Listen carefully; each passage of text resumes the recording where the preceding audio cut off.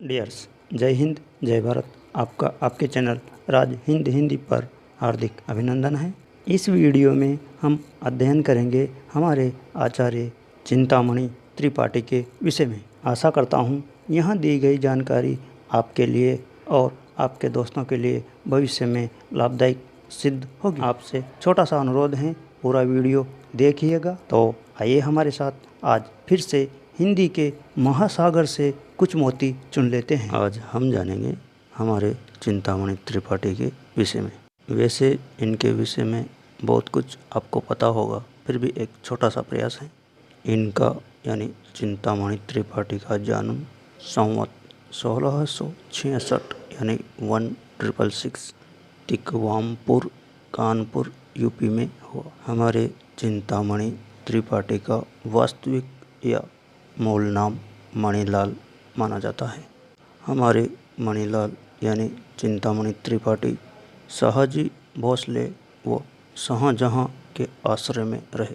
हमारे मणिलाल यानी चिंतामणि त्रिपाठी यानी यह 4 भाई थे।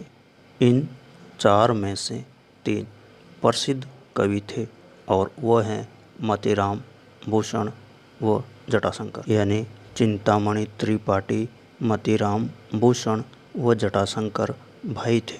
अब जान लेते हैं हमारे चिंतामणि त्रिपाठी के विषय में आधुनिक आचार्य या आलोचकों ने क्या क्या कहा इस विषय में। और इस विषय में सर्वप्रथम हमारे सामने आते हैं हमारे शुक्ल जी।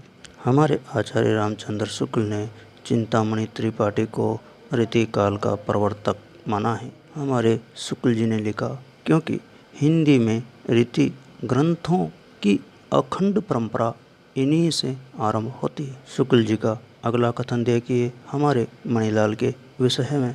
शुक्ल जी लिखते हैं, ये वास्तव में एक उत्कृष्ट कवि थे। हमारे शुक्ल जी का चिंतामणि त्रिपाठी के विषय में अगला कथन देखिए, यानी हमारे शुक्ल जी ने रीति ग्रंथकार कवियों में प्रथम कवि के रूप में चिंतामणि जी का प्रयोग किया है। यानी हम याद रखने के लिए इस प्रकार कह सकते हैं कि शुक्ल जी के अनुसार रीति ग्रंथकार कवियों में प्रथम स्थान चिंतामणि का है। अगला कथन देखिए, हमारे शुक्ल जी चिंतामणि को रहस्यवादी कवि भी मानते हैं। यहाँ पर हमें शुक्ल जी के 3 कथनों को विशेष रूप से याद रखना होगा, तो ध्यान रखिएगा। चिंतामणि को रीतिकाल का प्रवर्तक माना है, ये वास्तव में एक उत्कृष्ट कवि थे। और हमारे शुक्ल जी चिंतामणि त्रिपाठी को रहस्यवादी कवि भी मानते हैं। अब जान लीजिए डॉक्टर नगेंद्र ने क्या कहा हमारे मणिलाल यानी चिंतामणि त्रिपाठी के संबंध में। तो देखिए डॉक्टर नगेंद्र लिखते हैं, वास्तव में केशव के पश्चात संभवतः यही प्रथम कवि हैं जिन्होंने नियमानुसार भाषा का व्यवहार किया। अब जान लेते हैं इनकी रचनाओं यानी इनके ग्रंथों के विषय में। पहले जान लेते हैं डॉक्टर नगेंद्र ने व आचार्य शुक्ल ने इनके ग्रंथों की संख्या कितनी कितनी मानी है। तो ध्यान दीजिए, डॉक्टर नगेंद्र ने इनके ग्रंथों की संख्या 9 मानी है और हमारे आचार्य शुक्ल ने 5। इन्हीं 5 रचनाओं के विषय में हम यह कह सकते हैं कि वर्तमान में यही 5 ग्रंथ उपलब्ध हैं।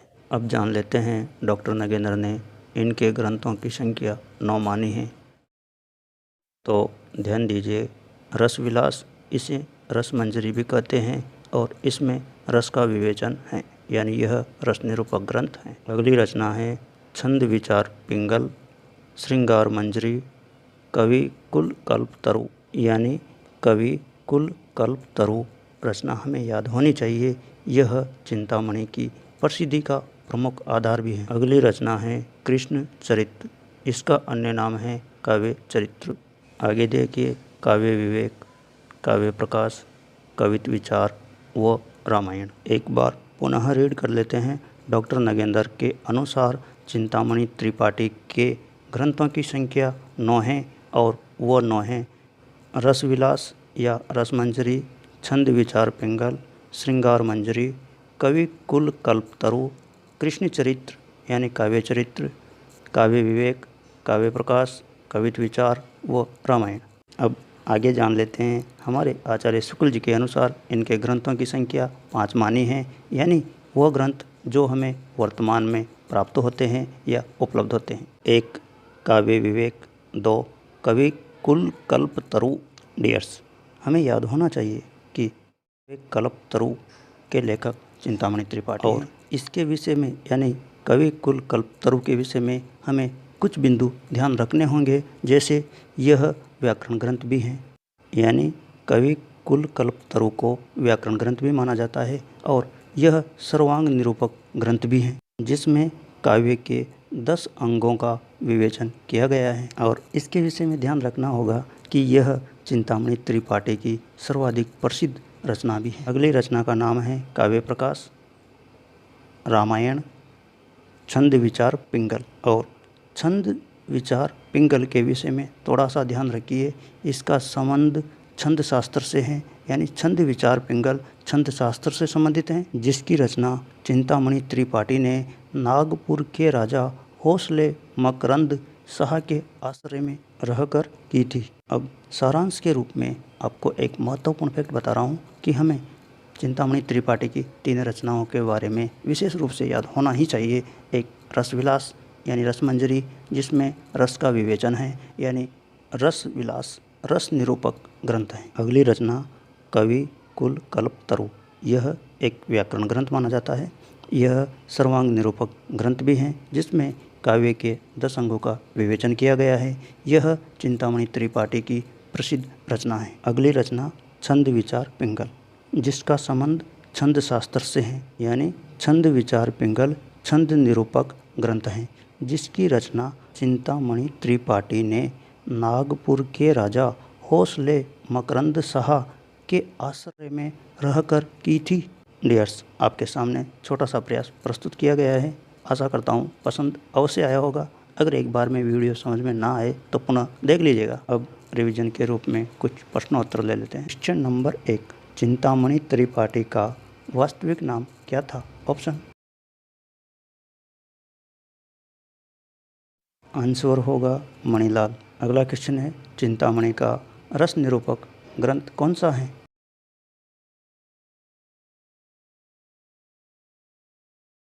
आंसर रसविलास या रसमंजरी। अगला क्वेश्चन, डॉक्टर नगेंद्र ने चिंतामणि त्रिपाठी के ग्रंथों की संख्या मानी है? ऑप्शन आंसर होगा 9 और शुक्ल जी ने मानी है 5। अगला क्वेश्चन ध्यान से देखिए, कौन सी रचना शुक्ल जी ने चिंतामणि त्रिपाठी की नहीं मानी है? ऑप्शन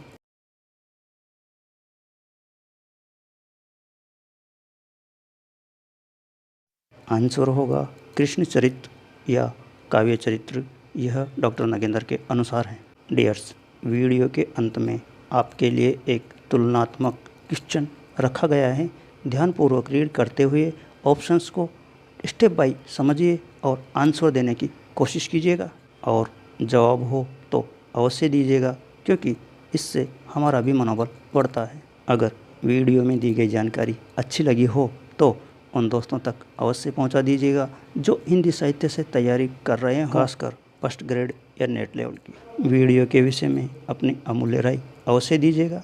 आशा करता हूं आपने वीडियो को लाइक और चैनल को सब्सक्राइब अवश्य कर लिया होगा। आज के लिए इतना ही। आपका दिन मंगलमय हो। मिलते हैं अगले वीडियो में। तब तक के लिए जय हिंद, जय भारत।